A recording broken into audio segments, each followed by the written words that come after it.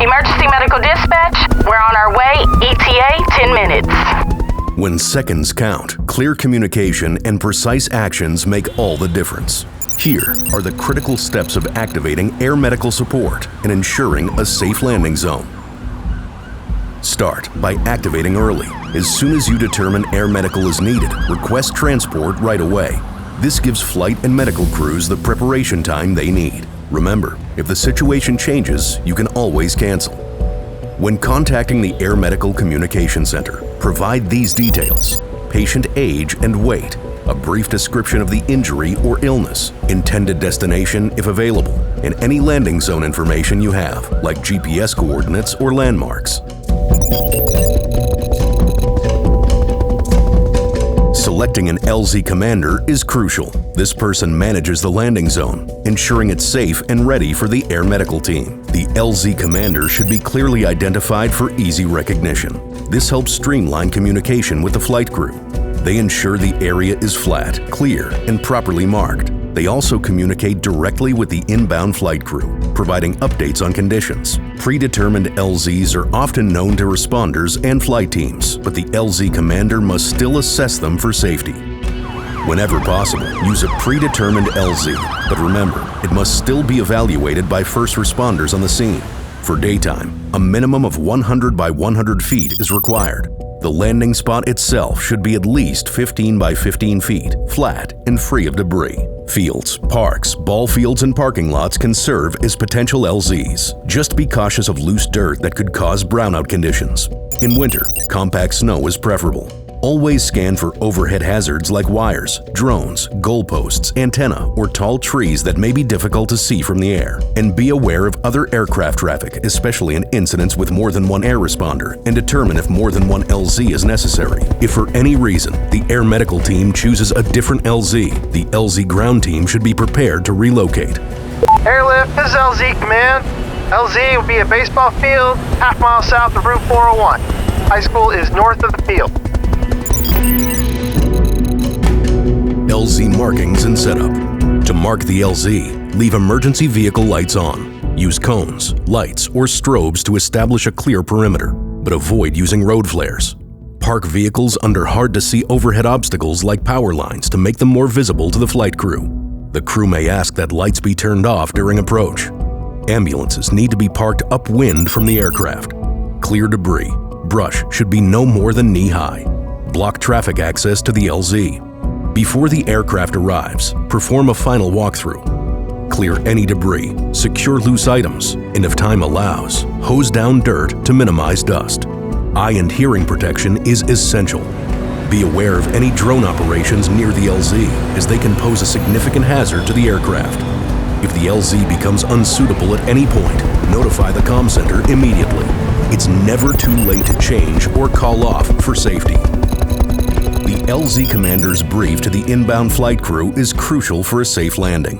This update should include local weather conditions, wind direction, and estimated wind speed, helping the pilot adjust their approach. Focus on the LZ itself. Describe the perimeter. Note any obstacles like 50-foot trees to the north or 30-foot power lines to the east. While patient details can be shared, the primary focus should always be on LZ safety, ensuring a smooth landing for the crew and patient transfer. As the aircraft approaches, the comm center will provide an ETA. 5 to 10 minutes before ETA or when rotors approaching are heard, establish TAC contact with the flight crew and provide a brief. Local weather, wind direction and speed, LZ perimeter, and any obstacles like tall trees or power lines. Flight crew will ask LZ commander to ensure LZ is secure. Aircraft may circle or hover prior to landing. The helicopter will try to land into the wind.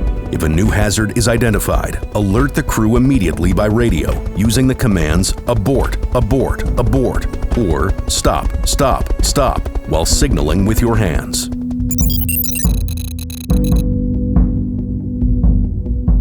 In special emergency conditions like a hard landing, stay calm.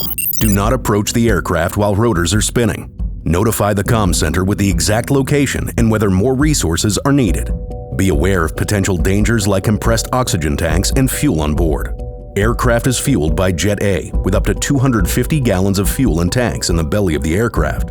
While they may be crash resistant, they may still pose a danger. In the event of an engine fire, foam or water can be aimed into the engine intake to control ignition. Know that emergency access points are clearly marked on all aircraft door, and seat belts can be released by turning the buckle in either direction. Night landings require special attention to ensure a safe approach. At night, the LZ should be as large as possible with a minimum of 100 by 100 feet. Spend extra time identifying overhead obstacles, as wires, antenna, or tree branches may be less visible at night. Properly marking and scanning the area can make a critical difference in ensuring a smooth landing. Vehicle lights can be helpful in guiding the flight crew to the landing zone. Don't point lights directly at aircraft. Pointing spotlights at overhead wires does not make them visible from the air and risks impairing the pilot's vision if the light is directed at the aircraft. Light should be heavy enough to withstand rotor wash. As the helicopter nears, the pilot may request that lights be turned off for final approach if they are using night vision goggles.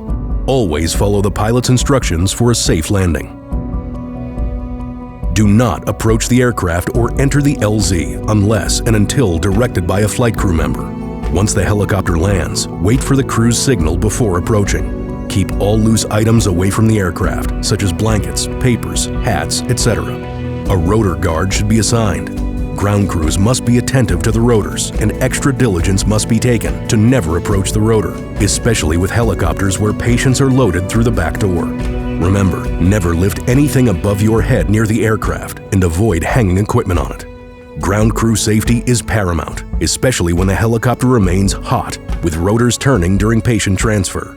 Secure the patient and medical supplies before moving the patient. Generally, one crew member stays in the aircraft and the other retrieves the patient. The pilot may assist in loading the patient with the first responders. Once the patient is safely on board and the helicopter is ready to depart, the pilot will conduct a thorough walk-around inspection of the aircraft.